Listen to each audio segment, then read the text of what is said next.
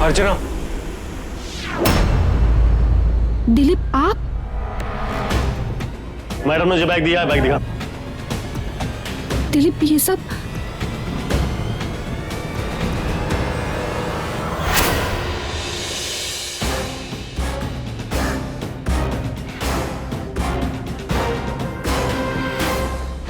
अर्चना शर्मा, लगभग 30 साल की ये महिला बेहद घबराई हुई नोएडा के एक मॉल के बैग काउंटर पर अपना बैग जमा करती है, लेकिन उसी समय एक आदमी पुलिस के साथ आकर उसे रोक लेता है और पुलिस उस बैग की तलाशी लेने लगती है। बैग में से 10 लाख रुपए मिलते हैं। 10 लाख रुपए यहाँ लाने का मकसद क्या था और आखिर क्या कहानी है उस महिला और उस आदमी की?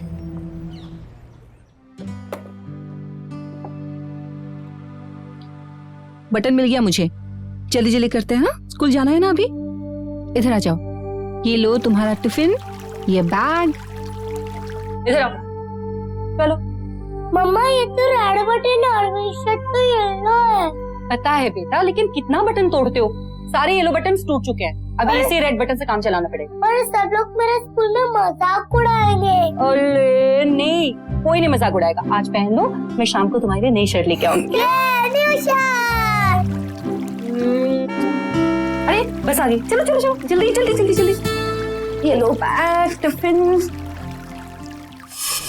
भैया दे दीजिए जरा। हाँ जी। थोड़ा जल्दी कीजिए भैया प्लीज। ये लीजिए।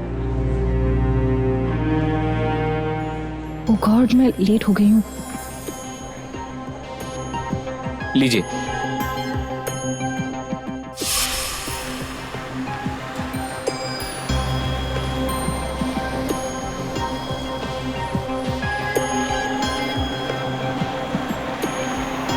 कितना हुआ? 50 रुपए।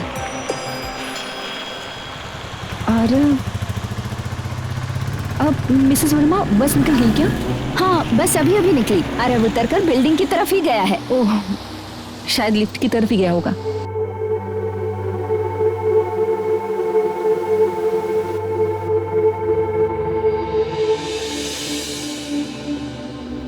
शायद पड़ गया होगा।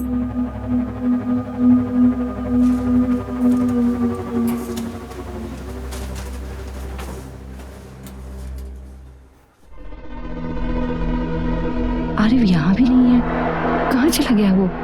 दिलीप को फोन करती हूँ। दरवाजा अंदर से लॉक्ड है, लगता है दिलीप आ गए होंगे। अच्छा हुआ आरव को ज्यादा देर वेट नहीं करना पड़ा।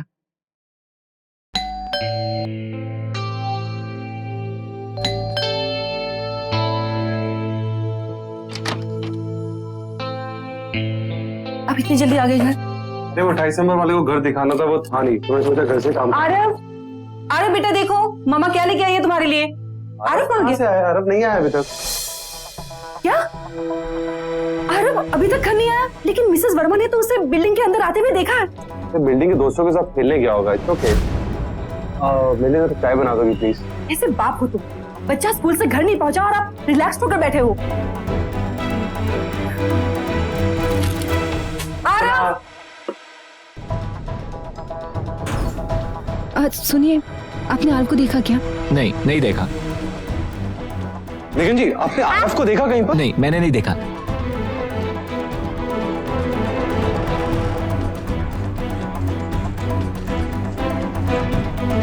अर्चना बाहर देखते हैं। कहाँ गया होगा वो? Okay, thank you. क्या बोला उन्होंने? आरव के हर दोस्त के घर फोन करके देख लिया, कहीं पे भी नहीं है वो। कहाँ गया होगा आरव? शाम होने वाली है, वो मुझे बिना बताए कहीं नहीं जाता। ना, तुम जानती हो वो शैतान है। वो शैतानियां करता है दिलीप, लेकिन वो अभी बहुत छोटा है। वो मुझसे इतनी देर तक दूर नहीं रह सकता। अर्चना मिल जाएगा वो। आपको आरव के जरा से भी फिक्र नहीं है ना? थोड़ी देर में रात होने वाली, वो मेरा बच्चा अभी तक घर नहीं पहुंचा। पता नहीं कहाँ होगा, क्या कर रहा होगा। मम्मा ये तो रेड बटन और शर्ट तो येलो है, और सब लोग मेरे स्कूल में मजाक उड़ाएंगे। कोई नहीं मजाक उड़ाएगा, आज पहन लो, मैं शाम को तुम्हारे लिए नई शर्ट लेके आऊंगी। New shirt. हाँ, मैं उसके लिए शर्ट देने जाती, ना देर हो जाती और ना वो मुझसे दूर हो जाता।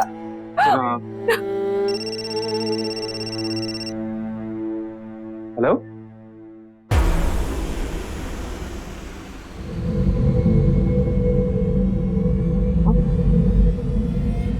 किसका फोन था? बताइए ना किसका फोन था? आरव। हाय आरव। आरव के किडनैपर का फोन था। एक प्रसिद्ध अंग्रेजी अखबार के मुताबिक हमारे देश में सन 2011 में लगभग 60,000 बच्चों का अपहरण हुआ था और इन 60,000 में से लगभग 22,000 बच्चों का कुछ पता ही नहीं चला। माना जाता है कि ज्यादातर इनमें से जो बच्चे हैं वो ह्यूमन ट्रैफिकिंग यानी मानव तस्करी का शिकार हो चुके। ह्यूमन ट्रैफिकिंग होता है इन बच्चों के अंगों का इस्तेमाल करना दूसरों के इलाज के लिए, इनसे गैर कानूनी रूप से घरों और फैक्ट्रीज में काम करवाना, भीख मंगवाना इनसे, और बाल वैश्यवृत्ति यानी चाइल्ड सेक्स वर्कर के रूप में इनका इस्तेमाल करना। दोस्तों, बेहद चौंकाने वाली बात यह है कि इन अपराधों की संख्या हमारे देश में हर साल लगभग 10 से लेकर 12% बढ़ती जा रही है। हमारे देश में दोस्तों लगभग हर 8 मिनट में एक बच्चे का अपहरण होता है। इस तरह की घटनाओं से बचने के लिए सभी को, खास करके माँ बाप को, अपने करीबी रिश्तेदारों या फिर जान पहचान वालों या दोस्तों पर भरोसा करने से पहले पूरी तरह से तसल्ली कर लेनी चाहिए कि माँ बाप के गैर मौजूदगी में वो लोग उनके बच्चों के साथ कुछ गलत तो नहीं कर देंगे। साथ में माँ बाप को उनके बच्चे के स्कूल को भी इत्तला कर लेनी चाहिए कि कौन व्यक्ति उनके बच्चे को स्कूल बस से बस स्टॉप पर लेने आने वाला है, और अगर किसी दिन किसी भी कारण वो व्यक्ति उनके बच्चे को लेने नहीं आता तो बस कर्मचारियों को माँ बाप को फोन कर लेना चाहिए, और अगर किसी भी वजह से फोन पर संपर्क नहीं हो सके तो बस के कर्मचारी को खुद बच्चे को उसके घर तक पहुंचाना चाहिए या फिर वापस स्कूल ले जाना चाहिए। हर बच्चे की सुरक्षा की जिम्मेदारी उसके माँ बाप के साथ साथ स्कूल की भी है, और स्कूल और उसके कर्मचारियों को सख्ती से नियमों का पालन करना चाहिए।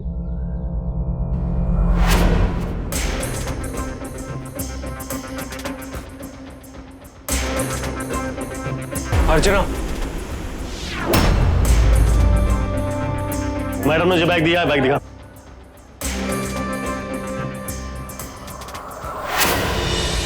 आपको मेरे आरव की कोई परवाह नहीं है। किडनैपर ने कहा था ना अगर पुलिस को इन्फॉर्म किया तो वो मेरे आरव को मार डालेगा। अर्चना काम डाउन। मुझे सिर्फ बैंक वालों का फोन आया कि तुमने 10 लाख रुपए निकाले हैं। मुझे लगा तुम किडनैपर वालों को देने जा रही हो, इसलिए मैं पुलिस वालों को लेकर आ गया। तो क्या गलत करने जा रही थी मैं?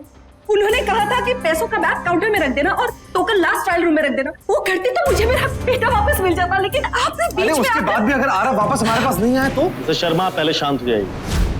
आपके पति बिल्कुल सही कह रहे हैं। इस तरीके से किडनैपर्स की बात मान लेने से ही इनका मन बढ़ता है। मुझे आपकी कोई बात नहीं सुनी इंस्पेक्टर, बस मुझे मेरा बेटा वापस चाहिए, बस। अर्चना वापस आएगा आरव, पुलिस वालों पे भरोसा रखो। देखिए, आपने आपके पति के इन्फॉर्मेशन के बाद शॉपिंग मॉल के सीसीटीवी फुटेज मंगवा लिए हैं। हो सकता है कि उसमें आपको कोई ऐसा आदमी दिख जाए जिसके ऊपर आपको शक हो।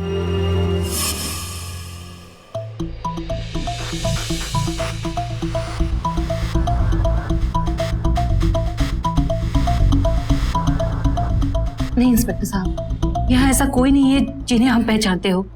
मिस्टर शर्मा, आप हमें वो नंबर दिखाइए जिस नंबर से पैसा मांगने के लिए फोन आया था। जी, ये नंबर इंस्पेक्टर साहब, कल शाम को इस नंबर से फोन आया था पहली बार, और फिर आज सुबह इस दूसरे नंबर से फोन आया जिसमें उसने मॉल में पैसे लाने को बोला। ये दोनों दो अलग अलग पीसीओ के नंबर हैं। सिंह, पता करो ये कौन से पीसीओ के हैं।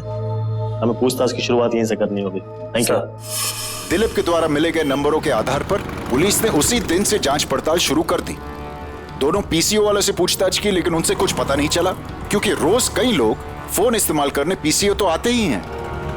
फिर पुलिस ने स्कूल के बस ड्राइवर और मिसेस वर्मा से पूछताछ की और उनसे पता चला कि उन्होंने आरव को बस से उतरकर बिल्डिंग तक जाते हुए देखा था। अब वहां से आरव कहां गायब हो गया, यह जानने के लिए पुलिस ने उसी बिल्डिंग के वॉचमैन से पूछताछ शुरू की।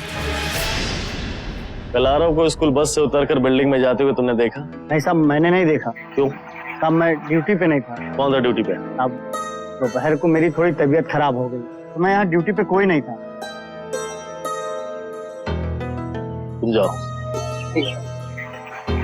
सिंह सर, आरव की किडनैपिंग बस से उतरने और इस बिल्डिंग तक पहुंचने के बीच में ही हुई और जिस किसी ने भी ये कांड किया है उसको आरव के टाइम के बारे में पूरा पता था कि वो कब आता है कब जाता है। उसको सिर्फ एक मौके की तलाश थी। मिसेस शर्मा आरव को लेने के लिए गई, उन्हें देरी हुई और किडनैपर को मौका मिला। सर, मैं दवा के दुकान वाले से पूछताछ करता हूँ, शायद उसने कुछ देखा हो। जाओ।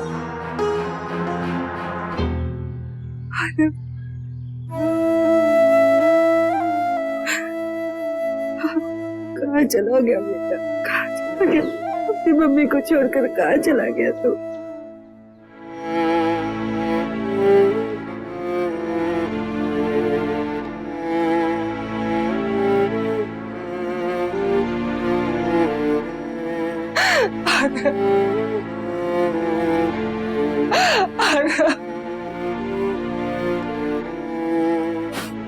आरव कहाँ चले गया?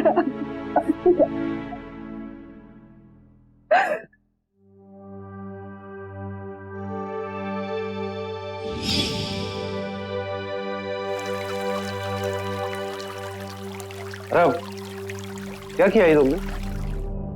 ये 4 दिन पहले खरीदा था, तुमने तोड़ दिया इसको। आज के बाद तुम्हें कोई खिलौना नहीं मिलेगा।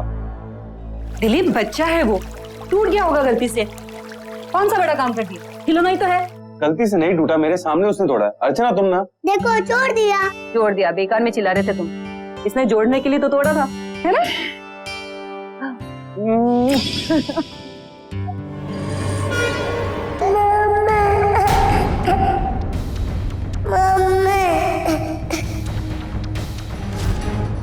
ये तो पक्का हो चुका है कि आरव का किडनैप आपकी बिल्डिंग के नीचे से ही हुआ है।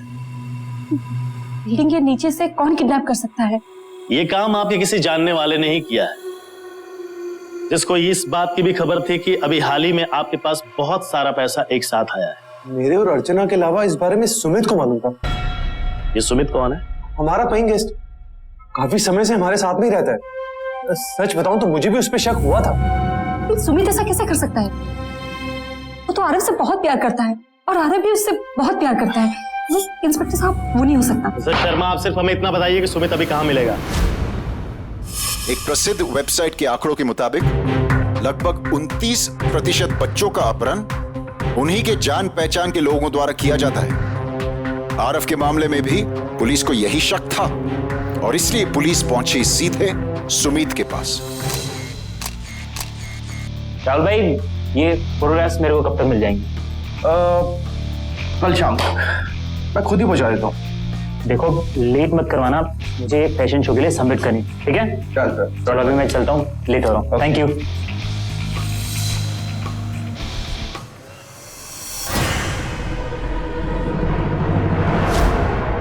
पुलिस की मार तो तूने शायद कभी खाई नहीं होगी, सुना तो जरूरी होगा। अब इससे पहले कि हम तुझे बजाना शुरू कर दें, फटाफट उगल दे, आरव कहाँ है? देखिए इंस्पेक्टर साहब, जिस दिन आरव गायब हुआ उस दिन सुबह ही मैं डॉक्टर साहब के पास गया था। एक्चुअली मेरी कुछ तबीयत खराब थी, तो जब मैं घर आया तो दवाइयाँ लेके सो गया। मैं कैसे मान लूं कि तू सच बोल रहा है? इंस्पेक्टर साहब, वो डॉक्टर वर्मा ने मेरे को ये दवाइयाँ लिख के दी थी, ये देखिए। हाँ इंस्पेक्टर साहब, ये सच कह रहा है। इसकी तबीयत खराब थी तो ये अपने कमरे में सो रहा था, इसीलिए आरव को ढूंढने के टाइम मैंने इसको नहीं जगाया। मिसेस शर्मा ने हमें बताया है कि तुम एक स्ट्रगलिंग मॉडल हो। फिर इतनी महंगी चीजें जैसे ये सोने की चेन, दिखा ना, इतनी महंगी घड़ी, इतना महंगा मोबाइल, ये जूते, कैसे मैनेज कर लेते हो ये सब? सर, ये अपनी इमेज मेंटेन रखने के लिए करना पड़ता है और ये सब चीजें मेरे पेरेंट्स ने मुझे दिलाया। अच्छा, मिसेस शर्मा ने हमें यह भी बताया है कि तुमने किसी बैंक से लोन लिया हुआ और वो लोग हमेशा तुम्हें फोन करते रहते हैं कि पैसा कब चुकाओगे। जी देखिए सर, मेरी बात सुनिए। मैं जानता हूँ कि आपकी पेमेंट की ड्यू डेट निकल चुकी है, लेकिन मुझे बस थोड़ा सा टाइम और दीजिए।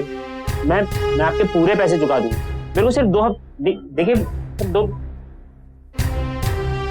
तुमने किसी से लोन ले रखा है क्या? जी भाभी, वो बैंक से पर्सनल लोन ले रखा है। वो दिन में 50 बार फोन करते हैं।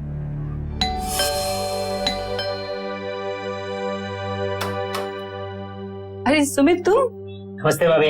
नमस्ते। अरे भाभी, आपको आज एक बहुत अच्छी खबर सुनानी है। अच्छा, पहले ये लीजिए, ये क्या है? आपके लिए साड़ी। अरे दिलीप भैया, Thank आप you. घर पे ही हैं? अरे आराम से, आराम से, आराम से, आराम से। देखो आरव, मैं ना आपके लिए बहुत अच्छी गिफ्ट लाया हूँ। एक रिमोट से चलने वाला हेलीकॉप्टर और एक कार। भैया, ये आपके लिए। Thank you. अच्छा सुमित, तुम आज ही तो पैसों के लिए इतना परेशान हो रहे थे, और अब ये सब। अरे भाभी, वो आपको बताया था ना फैशन शो के बारे में। उन लोगों ने अपने फैशन शो के लिए मुझे साइन किया एज ए मॉडल, और एडवांस का चेक भी दिया, वो भी 1 लाख रुपए का। वाह, कांग्रेचुलेशन। थैंक यू भाभी। आरव, चलो अब ये हेलीकॉप्टर उड़ाते हैं, ठीक है? आरव बिल्कुल मेरे छोटे भाई जैसा है। अगर तुम फैशन शो के लिए साइन कर लिए गए थे, दोबारा अपना पोर्टफोलियो क्यों बना रहे थे? सर, मेरा पोर्टफोलियो पुराना हो गया, और जैसे ही पैसे आए मैं एक नया पोर्टफोलियो बनवा रहा था बस। और लोन के पैसे चुका दिए? बस कीजिए इंस्पेक्टर साहब, सुमित को छोड़कर उन लोगों को पकड़कर पूछताछ कीजिए जो मेरे बेटे को किडनैप कर सकते हैं। आपको शक है किसी पे? हाँ इंस्पेक्टर, हमारी बिल्डिंग में रहने वाले मिस्टर और मिसेस शाह, उनके खुद के बच्चे नहीं है, अपने ही घर में पता नहीं तंत्र मंत्र करते रहते हैं।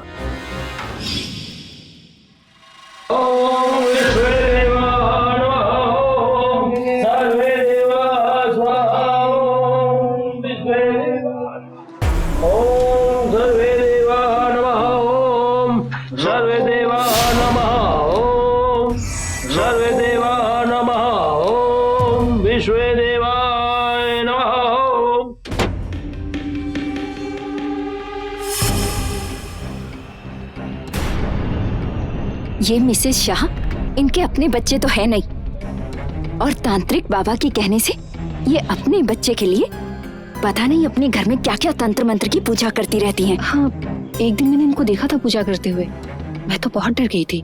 आपको पता है, 2 दिन पहले मैंने न्यूज चैनल में देखा था, एक आदमी ने अपने बच्चे को पाने के लिए दूसरे के 7 साल के बच्चे की बलि चढ़ा दी। बेटा आरव, देख मैं तुम्हारे लिए गाजर का हलवा लेके आई, खाओगे ना बेटा? प्लीज मेरी बेटी से दूर रहो। मैं तो इस बच्चे को गाजर का हलवा खिलाने आई थी। क्या भरोसा हलवे में क्या मिलाकर लाई हो, खुद की औलाद तो है नहीं, इसलिए मेरे ही बेटे के पीछे पड़ गई हो। बेटा चलो।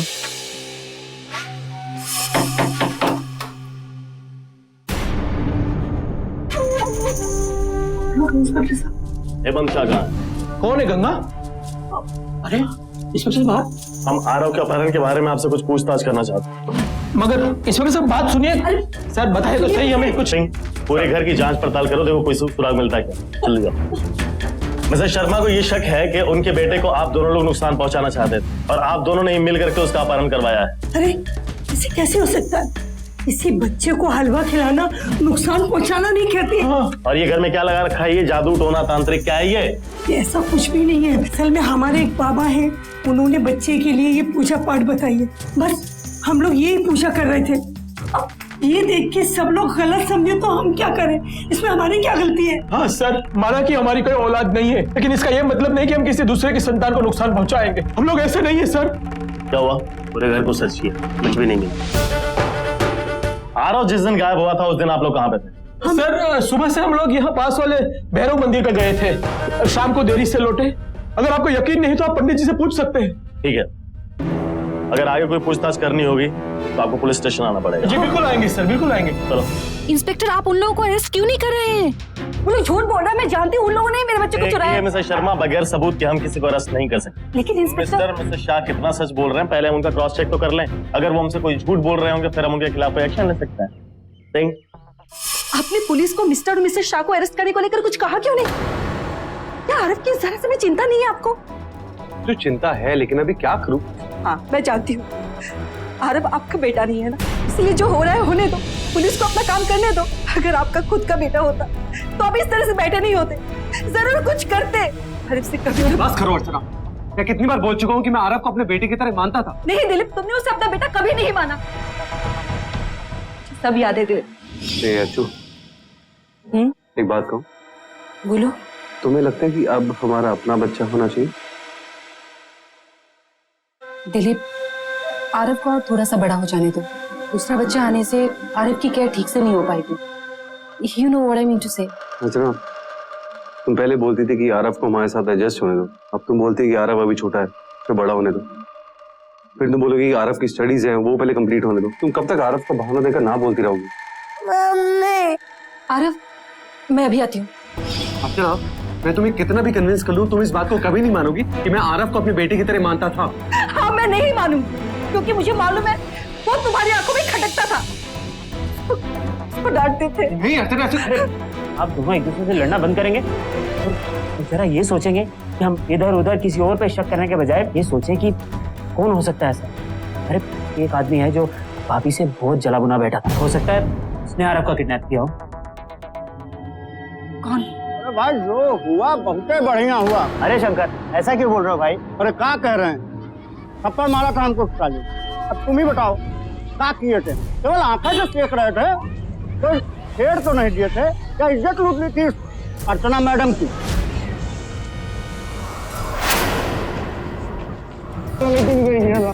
सर, उस दिन ये हमसे झूठ बोला था। किडनैपिंग वाले दिन ये घर गया ही नहीं था, रात से पहले ये घर नहीं पहुंचा था।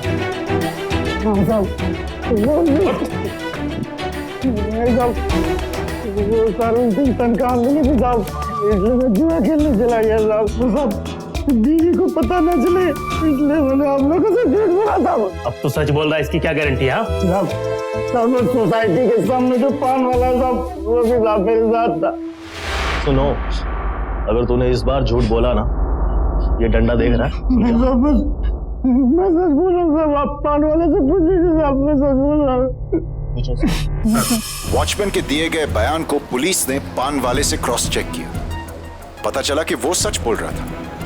इस केस में जिस किसी पे भी पुलिस को या फिर अर्चना दिलीप को शक होता, शुरुआती जांच में ही वो शक बेकार साबित हो जाता। पूरे 2 दिन हो गए थे आरव का किडनैप हुए, लेकिन पुलिस को आरव या उसके किडनैपर की कोई पुख्ता जानकारी नहीं मिली थी। सोचिए क्या हालत होगी उस माँ की जिसे ये भी नहीं पता था कि उसका बेटा कहाँ है, किस हाल में है। वो तीनों के तीनों फाइल्स लेकर के मेरे टेबल पर चले आओ तुरंत। इंस्पेक्टर, मैं आज सोच के आई हूँ, जब तक मुझे मेरा बेटा नहीं मिलता मैं यहाँ से नहीं जाऊंगी। देखिए, हम लोग अपनी तरफ से पूरी कोशिश कर रहे हैं। सर, हाँ बोलो। मिस अर्चना की बिल्डिंग के पास एक एटीएम है, बिल्डिंग में आने जाने वाले गेट के एकदम सामने। बैंक से उस एटीएम का सीसीटीवी फुटेज मंगवा लिए। वेरी, देखिए शायद इससे कुछ पता चल सके। अभी आइए हमारे साथ।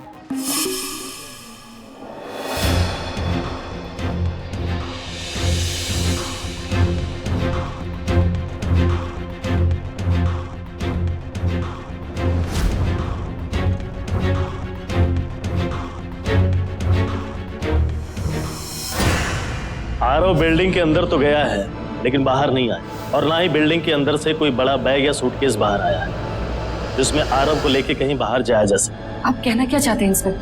मिस्टर शर्मा, मुझे लगता है कि आरव अभी भी आपके बिल्डिंग के अंदर ही है। सिंह, सर, इनकी पूरी बिल्डिंग का सर्च वारंट। सर, हमें आपके बिल्डिंग के हर घर की तलाशी लेनी होगी।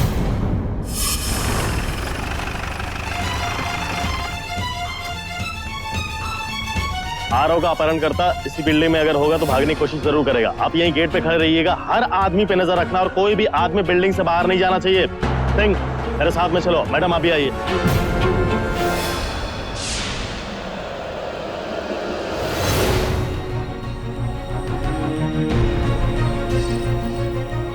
एक्सक्यूज मी जी। आपने कहीं आरव को देखा? जी नहीं। मतलब आपके फ्लोर पे खेलने के लिए आया हुआ हो या फिर ऊपर गया हो? नहीं देखा सर। अभी बिल्डिंग के चारों तरफ का सर्च करो तुम। इस कमरे की तलाशी नहीं हुई ना? हवलदार, जी सर। ताला तोड़ो।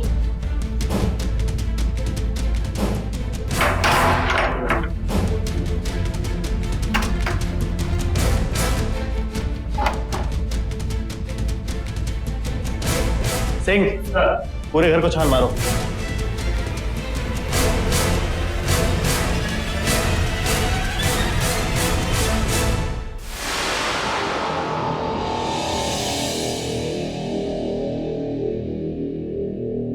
इंस्पेक्टर, ये तो आरव का बैग है। आरव का बैग?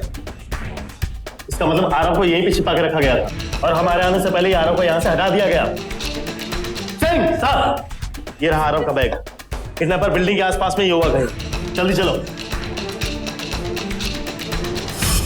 हम लोग पूरी कोशिश कर रहे हैं, बहुत ही जल्दी आरव का पता हमें चल जाएगा। ये आरव का पता चला? पहले ये बताओ कि तलाशी का वक्त कहाँ था? मैं जरूरी काम से कहीं पर गया था। क्यों? बहुत जरूरी काम रहा होगा ना। 703 से आरव का बैग मिला है और जब हमने इंक्वायरी की तो पता चला कि वो फ्लैट मिस्टर खुराना का है। लेकिन मिस्टर खुराना तो यहाँ पे रहते नहीं और चाबी आपके पास रहती है, तो क्या आप उनके फ्लैट के ब्रोकर? अभी बोलो कहाँ थे? जी पापा, कि आरव का भी कुछ नहीं पता चला। आरव का भी कुछ नहीं पता चला पापा। जी हाँ, उनकी चाबी मेरे पास रहती है। उनको अपना फ्लैट बिकवाना था और कोई बात नहीं है। फ्लैट बिकवाने के लिए चाबी दी है ना, और तुमने इस्तेमाल कर लिया आरव को छिपाने में। आप क्या बकवास कर रहे हैं? चुप रहो, ज्यादा बनने की जरूरत नहीं है। तुमने ही आरव का अपहरण किया है, सारे सबूत हमारे पास हैं। तुम्हें जैसे ही पता चला कि यहाँ पर हम तलाशी के लिए आ रहे हैं, तुमने आरव को यहाँ से गायब कर दिया। आप क्या बकवास कर रहे हैं? इसीलिए तलाशी के वक्त आप हमारे साथ में नहीं थे। दिलीप, कहाँ है मेरा आरव? मुझे मेरा आरव लौटा दो दिलीप। मेरा आरव मुझे दे दो, मुझे मेरा बेटा लौटा दो। अर्चना, तुम मुझ पे शक कर रही हो? मैं आप पे शक कर रही हूँ क्योंकि आप आरव को कभी पसंद नहीं करते थे। आपने उसे कभी पसंद नहीं किया, कभी प्यार नहीं किया। मैं अपना बच्चा चाहता था, इसका मतलब ये नहीं कि मैं आरव को किडनैप कर लूंगा। दिलीप, आप जो चाहोगे मैं वो सब दूंगी। आप अपना बेटा चाहते हो ना, मैं दूंगी, लेकिन मुझे मेरा बेटा लौटा दो दिलीप। अर्चना, मेरा विश्वास करो, मुझे नहीं पता आरव कहाँ पर है। हवलदार, ले चलो इसे। दिलीप प्लीज। अर्चना, मेरा विश्वास करो, मुझे नहीं पता आरव कहाँ पर है। ऐसा क्यों मिस्टर किया शर्मा, आप अपना ख्याल रखिए, आरव हमें बहुत जल्दी मिल जाएगा। दिलीप, आपने ऐसा क्यों किया? मेरा बेटा लौटा। फ्लैट नंबर 703 से मिले आरव के बैग और उस फ्लैट की चाबी दिलीप के पास होने से अचानक दिलीप मुख्य आरोपी लगने लगा। और उसके पास वजह भी तो थी। सब जानते थे कि आरव दिलीप का अपना बेटा नहीं है और अर्चना से आरव को लेकर दिलीप और अर्चना के बीच बहुत झगड़े भी होते थे। और इसी वजह से 3 दिन तक पुलिस ने सख्ती से दिलीप से पूछताछ की। सब तरीके आजमाए गए पर दिलीप आरव के अपहरण में अपना हाथ होने से मना कर दिया। यहां तक कि अर्चना की मिन्नतों के बाद भी दिलीप यही कहता रहा कि उसने आरव का अपहरण नहीं किया है। अब पुलिस के सामने कई अहम सवाल खड़े हो गए थे। अगर दिलीप ने आरव का अपहरण नहीं किया है तो फिर किसने किया है? और अगर दिलीप ने किडनैप किया है आरव का, तो फिर उसने आरव को कहां छुपा रखा है? आखिर आरव है कहां? अरे कितना सारा कचरा फैला के रखा है यहाँ पे। बदबू के मारे खड़े भी नहीं रह सकते। पता नहीं कैसे गंदे लोग रहते हैं यहाँ पर। अरे ये क्या हुआ? अरे किसने ये गंद फैला रखी, तुम्हें नहीं पता? सोसाइटी इतनी गंदी हो रखी, क्या काम करते हो तुम? चेक करो कहाँ से बदबू आ रही है। जल्दी जाओ, जाओ चेक करो, जल्दी करो, चेक करो।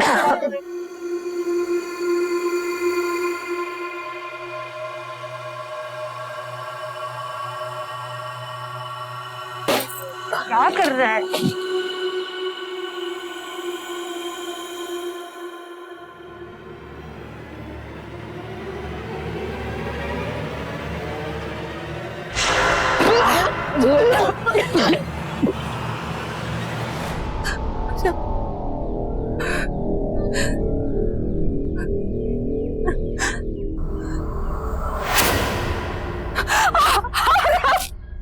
अरे बेटा, आके खोलो।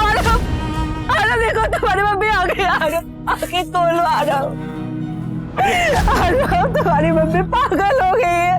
बेटा आके खोलो, आके खोलो।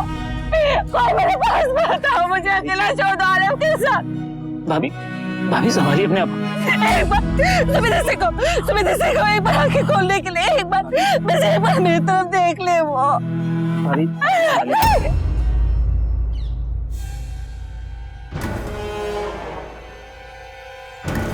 इस रुमाल में क्लोरोफॉर्म लगा हुआ है।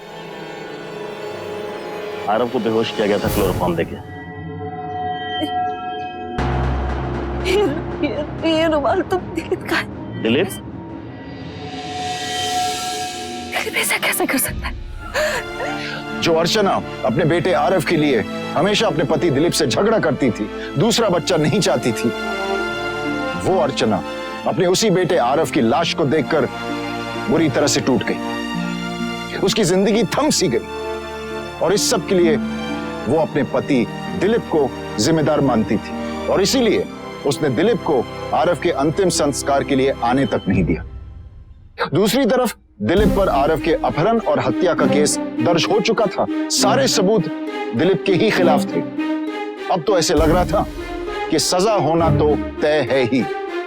फिर दोस्तों कुछ ऐसा हुआ जिसकी वजह से सारा केस पलट गया। सबके सब हैरान होकर रह गए।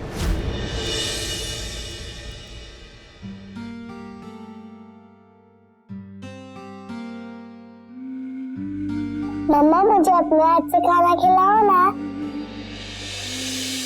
आरव, हाँ।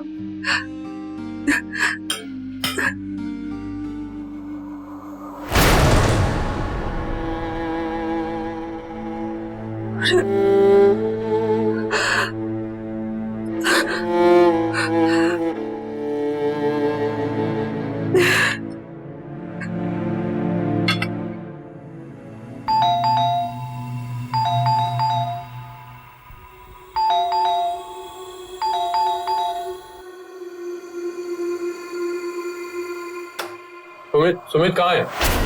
आप लोग कौन है? पहले बताइए सुमित कहाँ है? अरे ऐसे कैसे अंदर आ गए? सुमित का कमरा कौन सा है? बताइए। वो अच्छा चलो।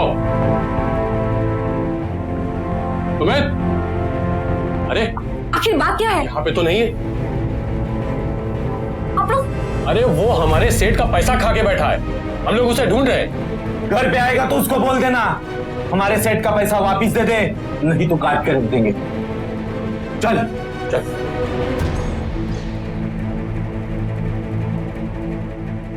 सुमित ने ऐसे गुंडों से पैसे ले रखे हैं, विश्वास नहीं होता।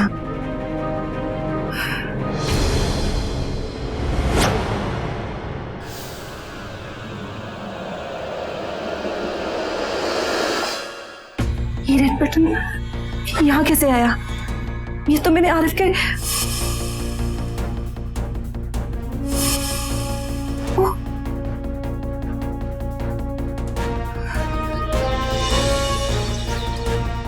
तूने एक मासूम बच्चे की जान ले ली। बोल क्यों किया ये सब? पैसों के लिए?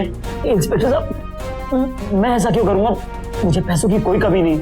मेरे पेरेंट्स के पास बहुत पैसा है, वो हर महीने मुझे पैसा भेजते हैं। फिर मैं बुलाया है, तेरे पेरेंट्स को भी बुलाया है। उनके आते ही पता चल जाएगा कि तू कितना सच बोल रहा है।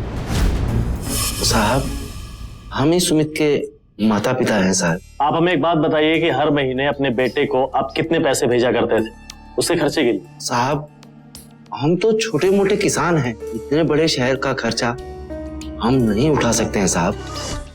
सुमित खुद ही अपना खर्चा यहाँ वहाँ काम करके चलाता है साहब। देखिए सर, हमारा तो काम ही ब्याज में पैसे दो। सुमित ने हमसे बोला था कि कुछ दिन बाद उसे बहुत सारे पैसे मिलने वाले, फिर वो हमारे पैसे लौटा देंगे, लेकिन ना तो उसने ब्याज दिया ना मूल चुकाया। सुन, तेरे माँ बाप पैसे देने की हालत में तो है नहीं और तूने भी ब्याज पे पैसे उठा लिए। अभी सारी बातों को सच सच उगल दे, समझा?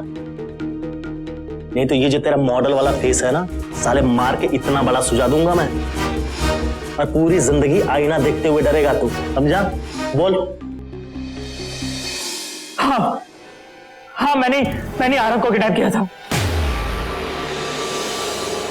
और क्या करता मैं? फंस चुका था मैं। इस फैशन शो से मुझे पैसे मिलने वाले थे, स्पॉन्सर ने हैंड मूवमेंट पे किसी और मॉडल को साइन कर लिया। अब पैसों का कहीं से इंतजाम नहीं हो रहा था, कहीं से भी नहीं। बहुत कर्जे में फंस गया था मैं। मुझे पता चला कि दिलीप भैया की कोई डील हुई है, उसमें उन्हें 10 लाख रुपए मिलने वाले।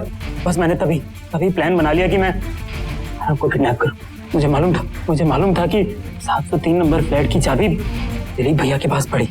बस किसी तरह मैंने वो चाबी चुरा ली और उसकी डुप्लीकेट चाबी बनवाई और मैं मौके की तलाश करने लगा और वो मौका भी मुझे बहुत जल्द मिल गया। आरव स्कूल से वापस आया था, अर्चना भाभी उसे पिक करने गई थी और वो वो लेट हो गई थी। हाय सुमित भैया। हाय। अरब तुम चलो घर चलते हैं। आरव, टीचर कहती है ना केयरिंग इज केयरिंग। देखो मैं आपके लिए क्या लाया हूँ, chocolate. Low low low low. Thank you भैया। अरे अभी से थैंक यू मत करो, अभी तो तुम्हारे लिए बहुत बड़ा सरप्राइज है। लो भैया ये थोड़ा सा इंतजार करो, अभी दिखाता हूँ क्या सरप्राइज है तुम्हारे लिए। ठीक है, और आराम से। भैया बताओ ना क्या है सरप्राइज। अरे आपके लिए बहुत बढ़िया सरप्राइज है। बताओ ना, पहले बताओ क्या है सरप्राइज। देखो वो जो सामने फ्लैट है ना, उसके अंदर आपके लिए एक बहुत बढ़िया सरप्राइज गिफ्ट रखा है। चलो चल के खुद ही देखो। ठीक है,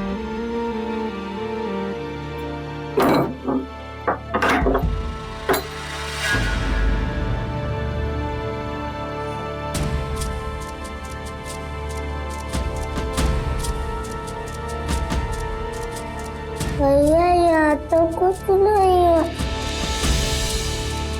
यही तो सरप्राइज आ रहा हो।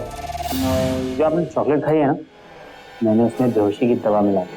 अब तुम आराम से सो। मैंने पीसीओ से रैंसम कॉल की कि ताकि किसी को नंबर का ना पता चल पाए। लेकिन तुरंत बच्चे को क्यों मारा? मैं कभी आरव को मारना नहीं चाहता था, कभी नहीं मारना चाहता, बल्कि मैं तो उसे 703 नंबर फ्लैट में लेकर गया और क्लोरोफॉर्म सुना के खुश करके रखा हुआ था। मैंने सोचा था कि जब ये सारा मामला ठंडा हो जाएगा उसके बाद मैं खुद उसे वापस छोड़ाऊंगा। लेकिन तब पुलिस एटीएम के सीसीटीवी कैमरा फुटेज में देख चुकी थी और पुलिस को ये पता चल गया था कि आरव इसी बिल्डिंग में। तब मैं उसे 703 नंबर फ्लैट से अपने फ्लैट में ले आया। मैंने वही किया, बेहोशी की हालत में अपने बेड के बॉक्स में डाल दिया।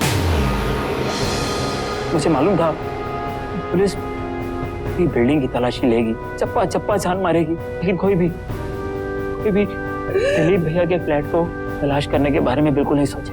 और हड़बड़ी में आरव का बैग वहीं पे छूट गया और इसका फायदा भी तुझे हुआ। हमारा पूरा शक मिस्टर शर्मा के ऊपर चला गया और तू साफ साफ बच गया।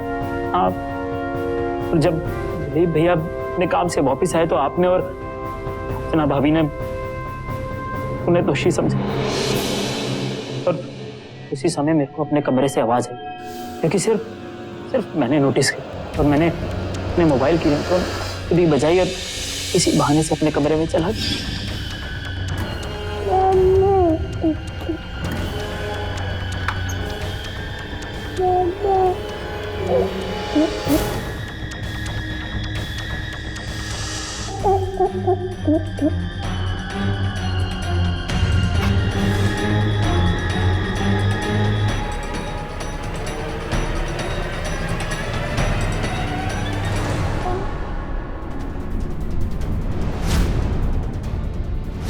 उसे क्लोरोफॉर्म सुंघा के वापस बेहोश करना चाहता था, पता नहीं कैसे वो मर गया इंस्पेक्टर साहब। और फिर तूने आरव की डेड बॉडी के पास में दिलीप का रुमाल प्लान कर दिया ताकि दिलीप पकड़ा जाए और तू बच जाए। वो तुझे भैया बुलाता था, पता है ना तुझे? अपने परिवार जैसा मानते थे हम तुझे। तो क्या तूने ऐसा क्यों छोटे से बच्चे के साथ ऐसा क्यों किया?